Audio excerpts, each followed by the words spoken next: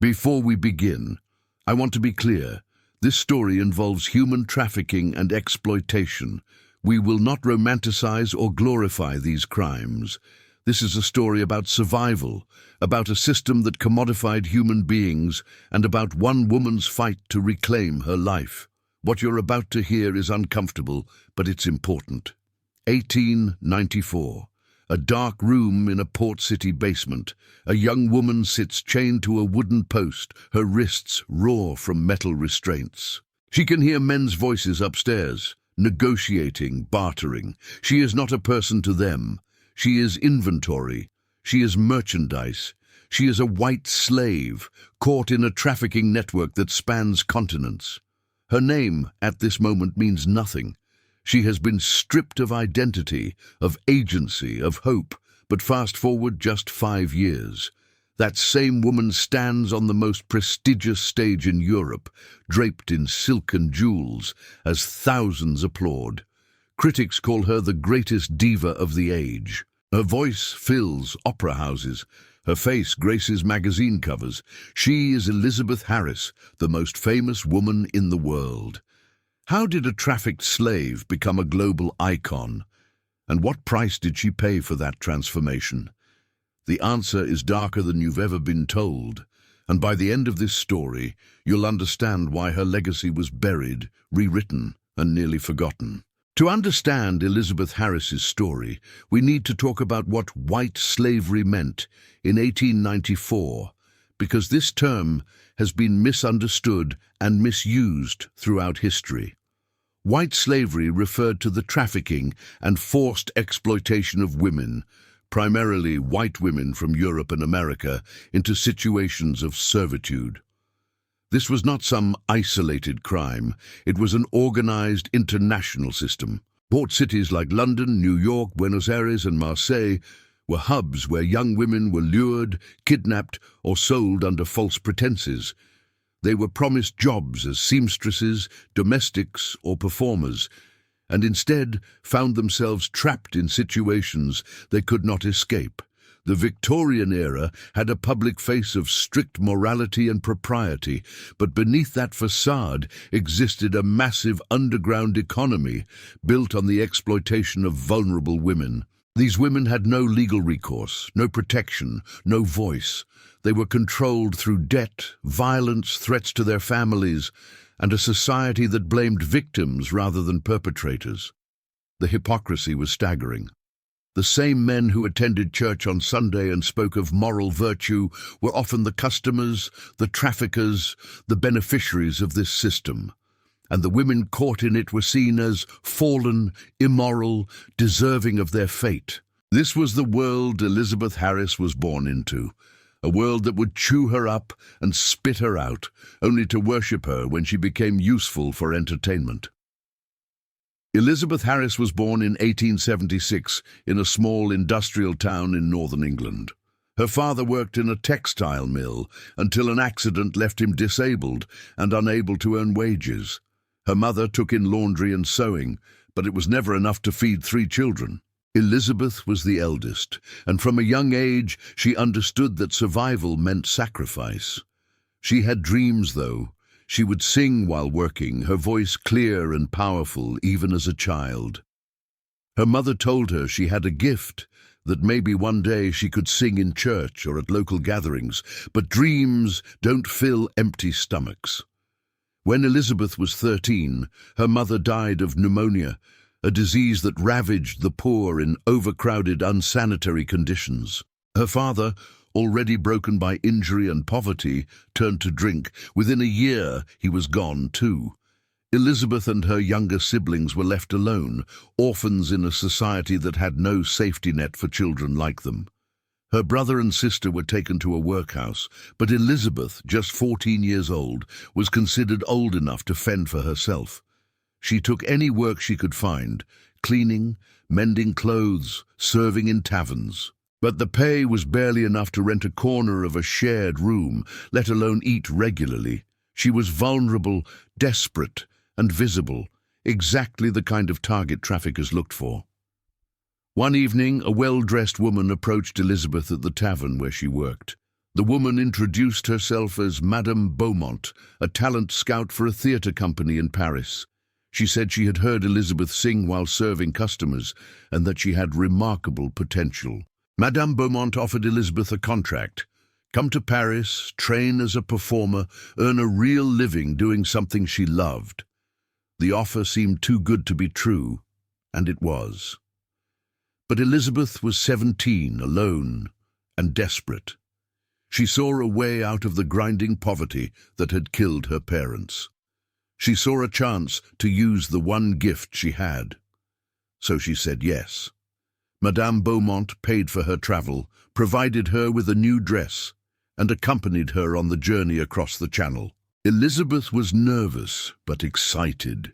For the first time in years she felt hope, but when they arrived in Paris, there was no theatre company. Madame Beaumont took Elizabeth to a building in a rough neighborhood and handed her over to a man named Armand. Elizabeth's contract, it turned out, was not for a theatre. It was a debt contract. The cost of her travel, her dress, her meals, it all had to be repaid, and the only way to repay it was through work. Work that had nothing to do with singing or performing on stage. Elizabeth had been trafficked. She had been lured across international borders through false promises, and now she was trapped. The place where Elizabeth was held was not technically a prison, but it might as well have been. The exits were locked, the windows barred. Girls and young women lived in cramped rooms, their movements monitored constantly. Armand and his associates controlled everything: what they wore, what they ate, who they saw. Any attempt to leave or resist was met with violence. Elizabeth quickly learned that cooperation was the only way to survive, at least in the short term.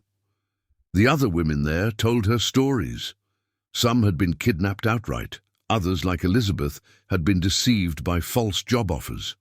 A few had been sold by their own family members, desperate for money.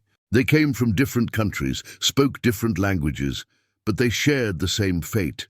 They were commodities in a system that treated human beings as products to be bought, sold, and used. If you're watching this and you find yourself unable to look away from Elizabeth's story, please take a moment to subscribe to this channel and hit the like button. Stories like this need to be told, and your support helps us continue bringing hidden histories to light. Share this video with someone who needs to understand how exploitation has always hidden behind glamour and fame. Now, let's continue with how Elizabeth began her impossible transformation. Elizabeth's circumstances were horrific, but she possessed something that would eventually set her apart: her voice. One night, while the other women were talking quietly, Elizabeth began to sing softly to herself, an old hymn her mother had taught her. The room fell silent. The other women listened, some with tears in their eyes. It was a moment of beauty in a place of darkness, a reminder that they were still human, still capable of feeling something other than fear and despair. But someone else was listening too. One of Armand's associates, a man named Laurent, heard Elizabeth singing through the door. Laurent was different from the other men in the operation. He had connections to the legitimate entertainment world, having once worked as a booking agent for music halls before gambling debts pulled him into more criminal enterprises. When he heard Elizabeth's voice, he saw opportunity, not to free her, but to profit from her in a different way. Laurent proposed an idea to Armand. Instead of keeping Elizabeth in the usual rotation, why not clean her up, train her properly, and put her on a stage? A girl with a voice like that, presented as a mysterious foreign talent, could draw crowds and generate far more money than she was currently bringing in. Armand was skeptical at first. Why risk exposure by putting her in public? But Laurent argued that the legitimate theatre world had its own kinds of exploitation, its own ways of controlling performers through contracts, debt, and manipulation. They could keep Elizabeth just as trapped while making her a star. It was a different form of ownership, but ownership nonetheless. Armand agreed to a trial. Elizabeth was moved to a separate room, given better food, and told she would be trained as a singer. She didn't understand what was happening. Was this a reprieve, a chance to escape, or just a different kind of trap? She soon learned it was the latter. For 6 months, Elizabeth was trained rigorously. She worked with a vocal coach, a former opera singer who had fallen on hard times and now took questionable work for cash. The coach was harsh but effective, drilling Elizabeth on technique, breathing, projection, and repertoire. Elizabeth had natural talent, but she lacked formal training. Under intense pressure and threat of being sent back to her previous situation, if she failed to improve, Elizabeth threw herself into the work. Singing became her escape, the only time she could lose herself in something beautiful and forget, even briefly, where she was. She also worked with a woman named Celeste, who taught her how to move, how to dress, how to speak like someone from a higher class. They were constructing a persona, building a product. The real Elizabeth, the orphan from England, who had been trafficked and abused, had to be hidden. In her place, they created Lisette Beauvais, a mysterious and exotic singer from an aristocratic family, trained in private, now making her debut. The story was a complete fabrication, but it was compelling. It gave Elizabeth an air of intrigue and respectability that would allow her to be accepted in certain circles. Elizabeth's first public performance was at a small music hall on the outskirts of Paris. She was terrified, not of performing, but of being seen. What if someone from her past recognized her? What if the audience rejected her? What if she failed and was sent back? But when she stepped onto that stage and began to sing, something shifted. The audience was captivated. Her voice was extraordinary, powerful and pure, filled with emotion that came from genuine pain. People who had come for a casual evening of entertainment found themselves moved to tears. The performance was a success. Reviews appeared in local papers praising the mysterious new talent. Laurent and Armand were thrilled. They had found a gold mine. But for Elizabeth, the success was bittersweet. She was being applauded, yes, but she was still a prisoner. She still had no control over her own life. The chains were just less visible now. Over the next 2 years, Elizabeth, performing as Lisette Beauvais, became increasingly popular. She moved from small music halls to larger theaters, from Paris to other European cities. Audiences were fascinated by her. She had an ethereal quality, a sadness in her eyes that made her performances feel authentic and raw. Critics wrote glowing reviews. Wealthy patrons attended her shows multiple times. She was becoming a sensation. But behind the scenes, the reality was grim. Every contract was controlled by Armand and Laurent. Every penny she earned went into their pockets, minus the bare minimum needed to keep her presentable. She lived in a closely monitored apartment, always accompanied by minders who ensured she didn't try to escape or speak to the wrong people. She was a star on stage and a captive off stage. The duality was exhausting. Elizabeth also began to understand the system more clearly. The entertainment industry, she realized, was full of women in similar situations. Maybe not all of them had been trafficked in the same way she had, but many were trapped by predatory contracts, by managers and producers who took advantage of their desperation and lack of legal knowledge. The line between legitimate business and exploitation was razor thin. Elizabeth's fame continued to grow. By 1897, she was performing in grand opera houses, sharing stages with established stars. The money flowing from her performances was substantial, but almost none of it reached her. Armand and Laurent had expanded their operation, using the credibility Elizabeth's success gave them to traffic and exploit other women under the guise of talent management. Elizabeth saw these women, recognized the fear in their eyes, and felt a deep, gnawing guilt. She had been given a chance, however twisted, to escape the worst of what they had done to her. But she had done so by becoming complicit in the system, by allowing her success to legitimize their operation. It was a moral weight that crushed her. She began to suffer from nightmares, panic attacks, and bouts of depression. She turned to alcohol and laudanum to numb the pain, a common and dangerous coping mechanism of the time. Her handlers didn't care as long as she could still perform. They saw her substance use as a way to keep her docile and dependent. But Elizabeth was smarter than they realized. She had been quietly learning, observing, gathering information. She noticed which lawyers attended her performances, which journalists wrote favorably about her, which wealthy patrons seemed genuinely moved by her story. She began to plant seeds, carefully and subtly. She would mention in interviews, always staying in character as Lisette Beauvais, that she felt constrained by her management, that she wished she had more control over her career. She would express, in veiled terms, that she felt trapped. She was testing the waters, seeing who might be sympathetic, who might be willing to help. One person who took notice was a journalist named Henri Marchand. Henri was an investigative reporter who had been writing about corruption and exploitation in Paris. He attended one of Elizabeth's performances and was struck not just by her talent, but by something in her demeanor. He requested an interview, which Armand allowed, thinking it would be good publicity. During the interview, Elizabeth was careful, still playing the role of Lisette, but she managed to communicate through subtext and carefully chosen words that things were not what they seemed. Henri was intrigued. He began to dig. What Henri uncovered was explosive. He traced Elizabeth's real identity, found records of her travel from England, and connected her to Armand's network. He discovered other women who had been similarly exploited, some of whom had escaped and were willing to talk.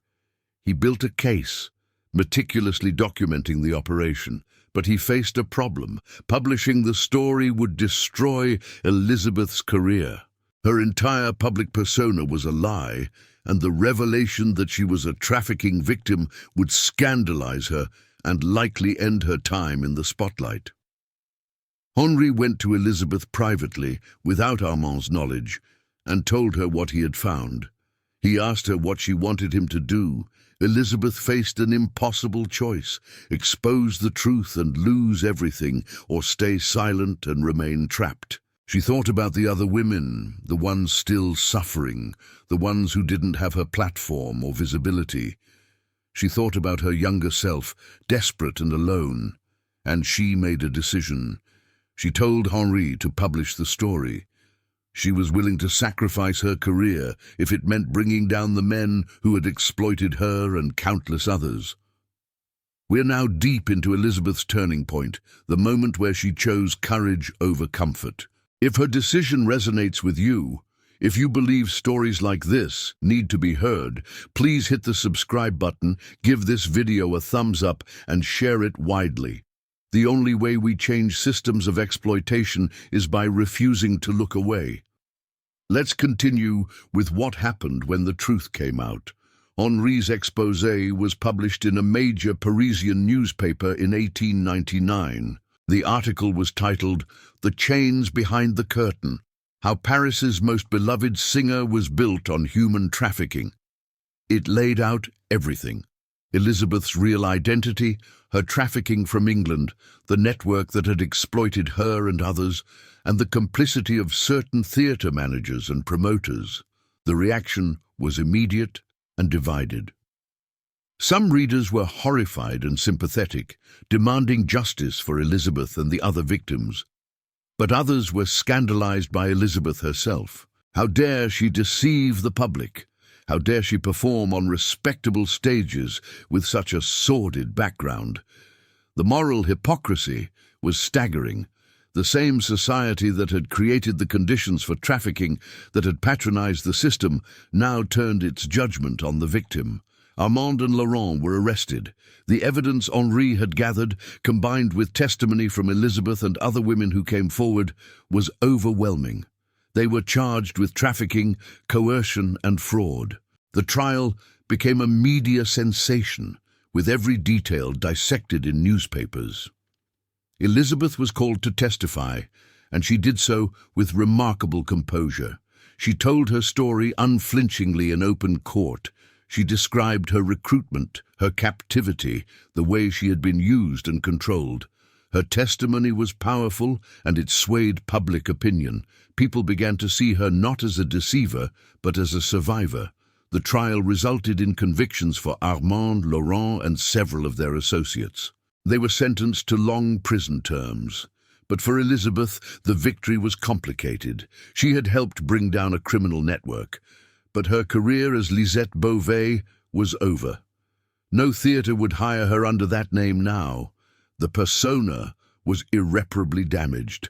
Elizabeth had to decide who she would be next. She could disappear, change her name again, try to start over in anonymity, or she could embrace her real identity and try to rebuild on her own terms. She chose the latter. She began performing again as Elizabeth Harris, and she was open about her past. She gave interviews where she spoke honestly about trafficking, about exploitation, about the realities that polite society preferred to ignore. This was radical. Women in her position were expected to fade away quietly, to be ashamed. But Elizabeth refused shame. She argued that the shame belonged to the traffickers, to the customers, to the systems that allowed such things to happen. She became an advocate, using her platform to support other survivors and push for legal reforms. This work was not popular with everyone. She received threats, hateful letters, and was ostracized by some parts of high society. But she also found new allies: feminists, labor activists, progressive politicians. Her audiences changed too. She was no longer performing in grand opera houses for the wealthy elite. She performed in smaller venues, for working-class crowds, for benefit concerts supporting charitable causes. And her voice, still extraordinary, now carried a different kind of power. It was the voice of someone who had survived, who had fought back, who refused to be silent. Elizabeth's personal life during this period was tumultuous. She had relationships, some genuine, some exploitative. It was hard for her to trust, hard to separate sincere affection from people who wanted to use her for their own purposes. She had a long relationship with a fellow performer, a man named Thomas, who seemed to understand her and treat her with respect. But even that relationship was strained by her trauma and by the public scrutiny she faced. They eventually parted ways, though by most accounts it was amicable. Elizabeth also struggled with addiction. The alcohol and laudanum use that had started as a coping mechanism became a dependency. She went through periods of sobriety and relapse, a battle that lasted for years. She was open about this struggle too, which was uncommon at the time. She spoke about it in interviews, saying that the trauma of what had been done to her didn't just disappear because she was no longer physically captive. The change, she said, could be internal as well as external. By 1905, Elizabeth Harris was one of the most famous women in Europe, but her fame was different from what it had been as Lisette Beauvais. She was famous not just as a performer, but as a symbol. She represented the fight against trafficking, the fight for women's rights, the fight for survivors to be seen as people rather than damaged goods. She wrote a memoir, published in 1906, titled From Chains to Voice, My Story. The book was a bestseller and was translated into multiple languages. In it, she detailed her experiences with unflinching honesty. She named names, described the system, and called for accountability. The book was controversial, with some critics calling it too graphic, too political, but for many readers, especially women, it was a revelation. It gave voice to experiences that had been hidden, shamed, and ignored. Elizabeth also became involved in political activism. She testified before government committees about the need for stronger laws against trafficking and exploitation. She worked with organizations that provided support to survivors. She used her celebrity to draw attention to issues that were often dismissed. She was not universally beloved, Her work made her enemies among those who benefited from the status quo, but she was undeniably influential. She had transformed from victim to survivor to advocate, and in doing so, she had claimed a kind of agency that had been denied to her for so long. But the question remained, was she truly free, or had she simply traded one form of captivity for another?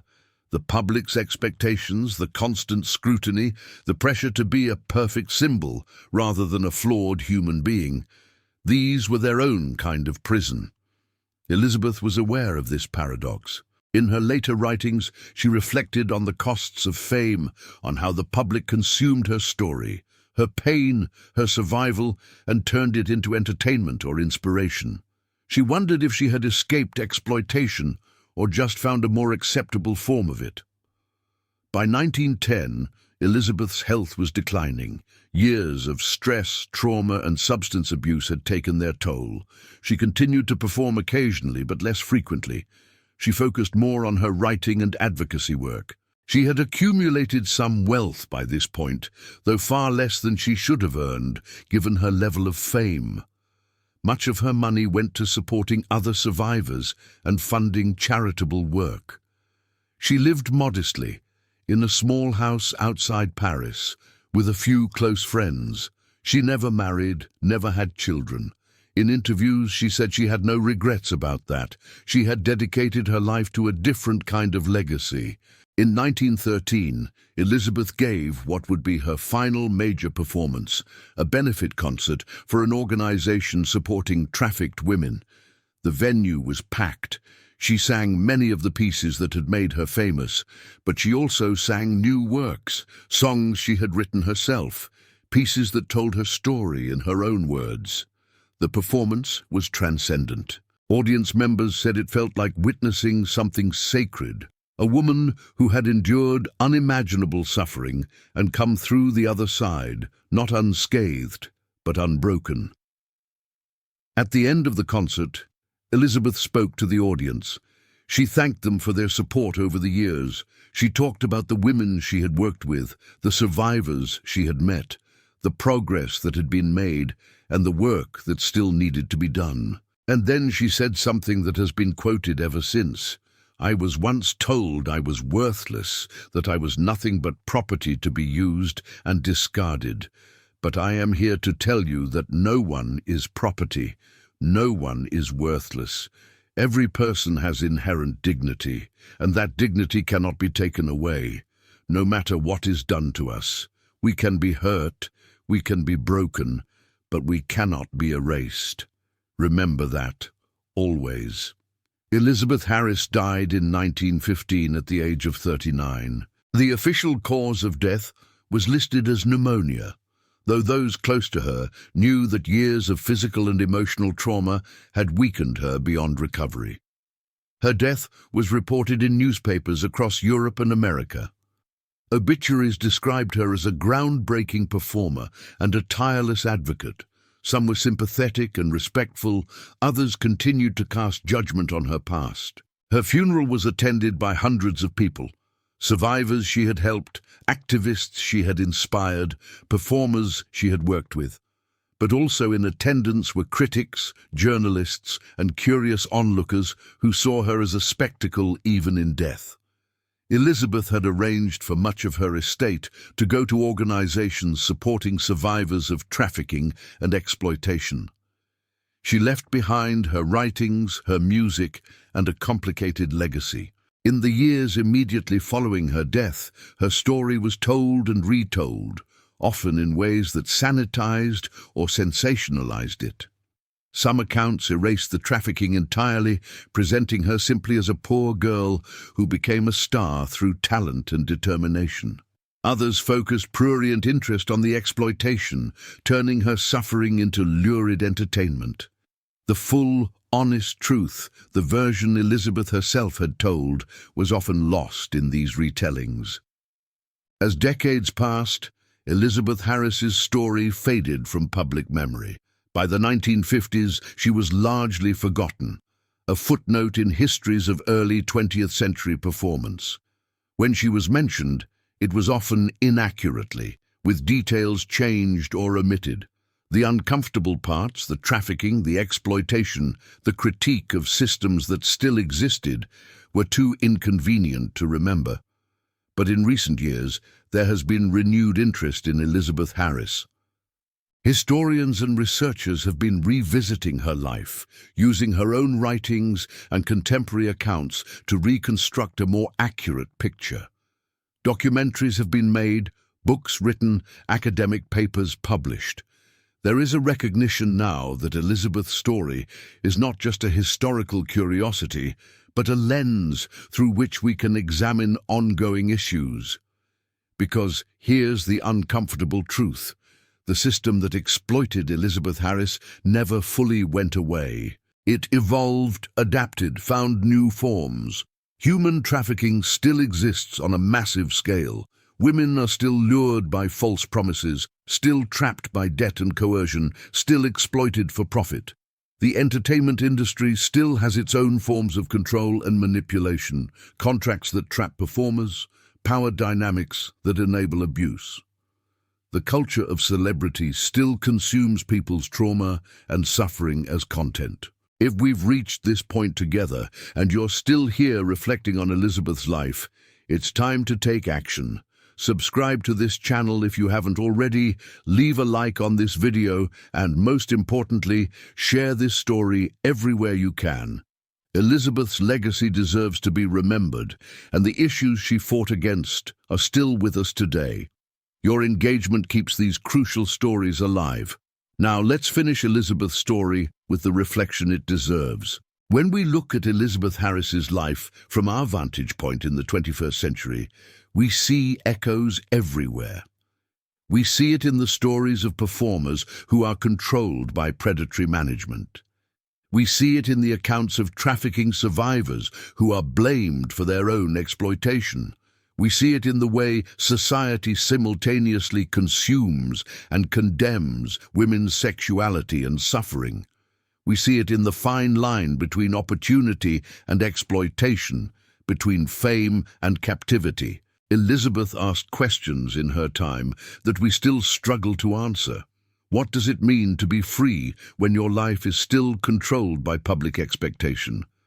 What does it mean to own your story when others constantly try to rewrite it?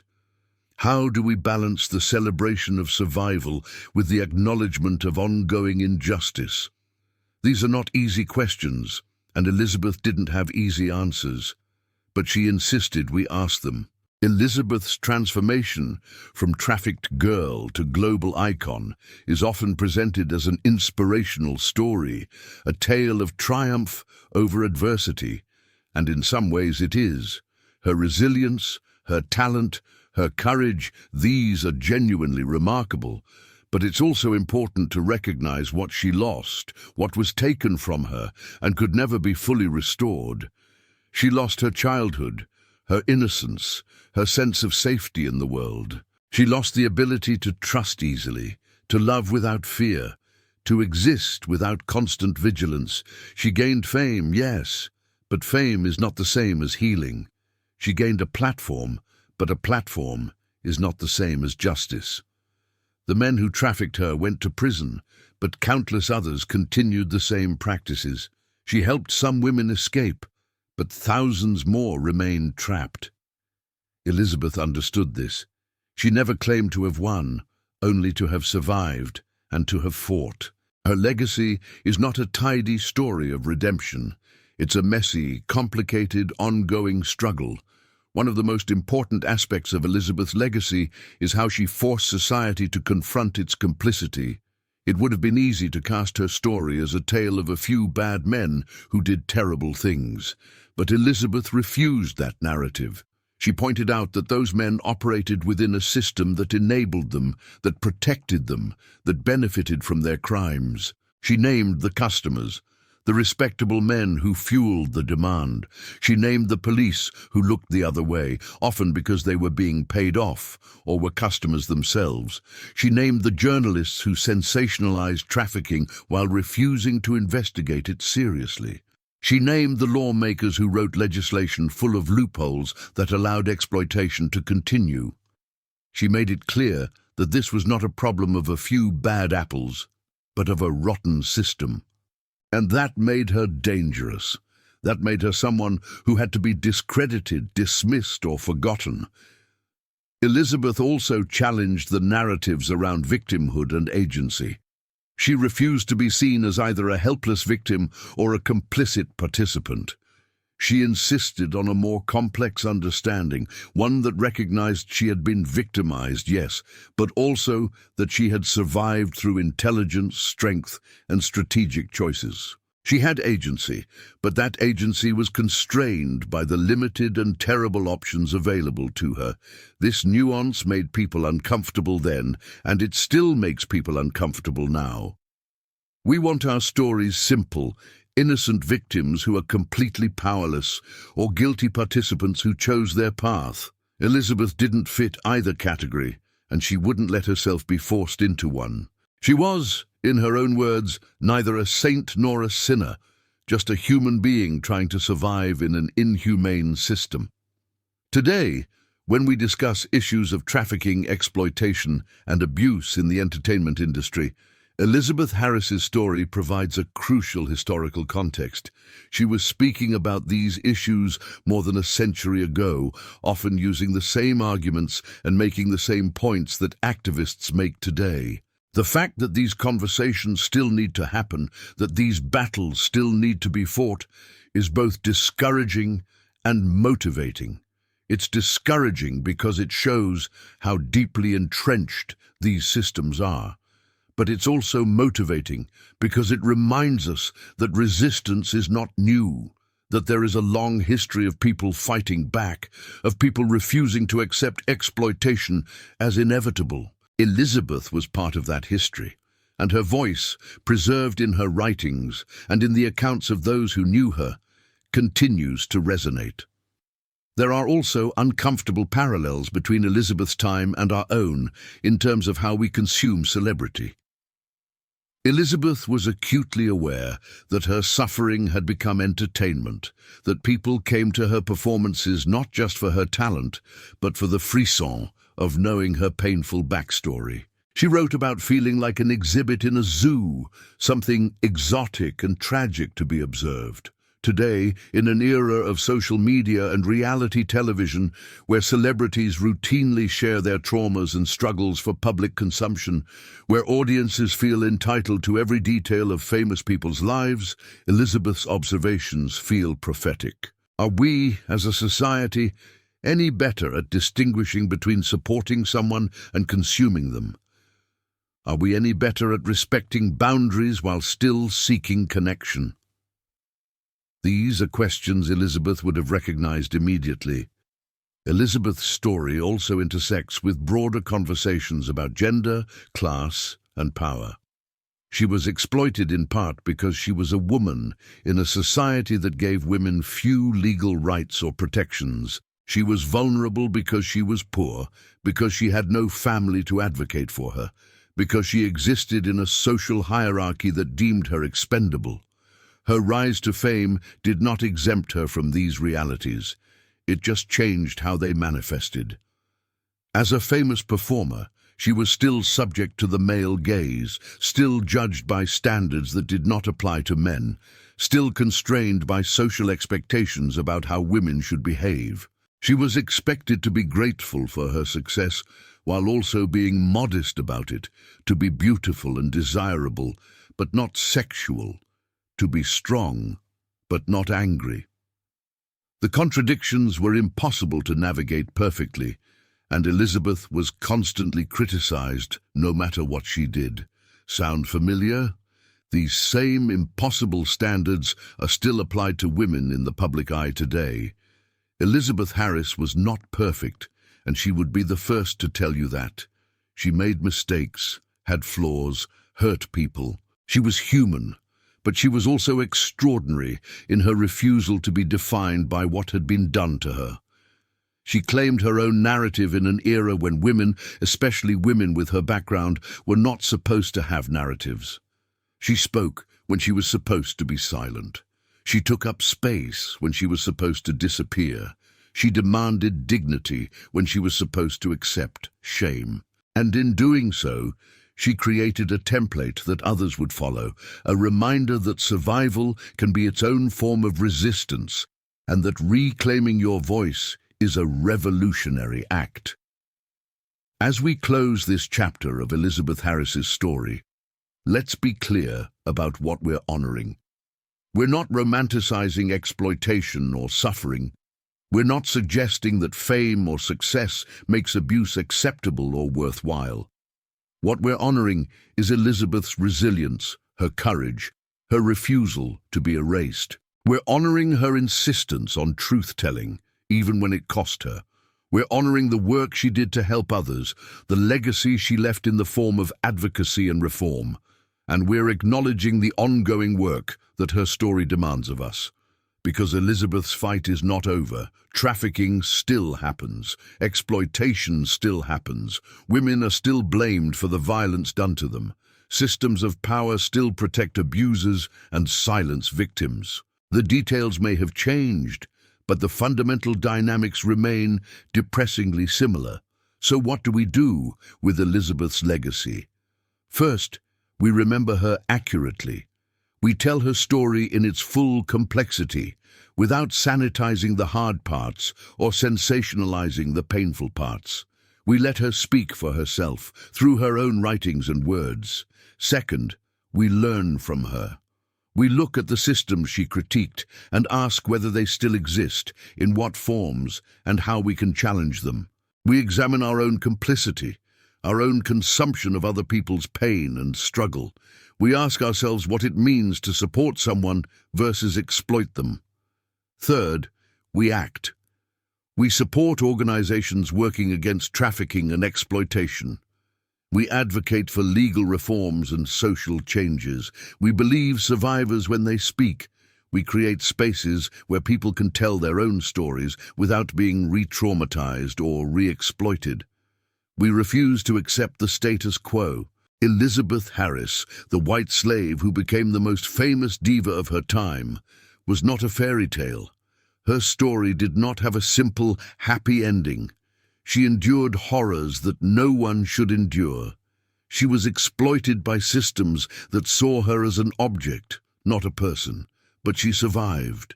She fought back. She reclaimed her voice and used it to speak truths that powerful people did not want to hear. She helped others and pushed for change. She lived on her own terms as much as the constraints of her world would allow. And she left behind a legacy that challenges us to do better, to be better, to create a world where stories like hers are relics of history, not ongoing realities. That is the task she has left us. That is the work that continues. And that is why her story, difficult as it is, must be told and remembered. Thank you for staying with us through this entire journey into Elizabeth Harris's life. If her story has moved you, challenged you, or taught you something important, please make sure you're subscribed to this channel and hit that like button to help this video reach more people. Share this story with your friends, your family, your social networks, because the only way we honor Elizabeth's legacy is by refusing to let these histories be forgotten or repeated. Stories of exploitation and survival matter. Stories of resistance matter. And your willingness to listen, to learn, and to spread these truths matters more than you know. Until next time, remember that behind every icon, every celebrity, every famous face, there is a human being with a story, often more complex and more painful than we imagine. We owe it to them and to ourselves to see the full picture.